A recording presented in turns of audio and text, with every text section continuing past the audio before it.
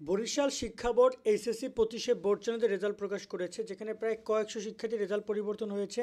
তোমরা রেজাল্টটা কোথা থেকে দেখতে পারবো? চলো আমি তোমাদেরকে এই যে দেখতে পাচ্ছ রেজাল্ট শিট, এটা হচ্ছে দেখতে পাচ্ছ বরিশাল বোর্ডের রেজাল্ট।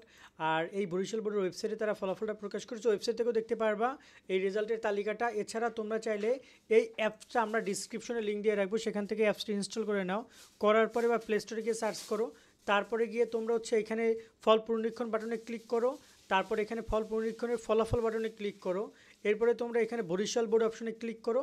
এরপরে তোমরা হচ্ছে যে দেখবে যে পিডিএফ শিটটা তোমাদের কাছে চলে আসছে, এবং সেখান থেকে তুমি রেজাল্টটা দেখতে পারবা।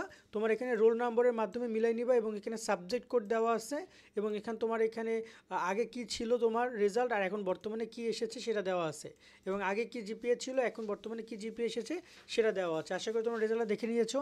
আর অন্যান্য বোর্ডগুলো কখন কি প্রকাশ করছে আমরা তোমাদেরকে সবার আগে দেওয়ার চেষ্টা করছি। আমাদের সাথে তোমরা যুক্ত থাকো। কোন বোর্ডগুলো দরকার কমেন্টে জানিও। আল্লাহ হাফেজ।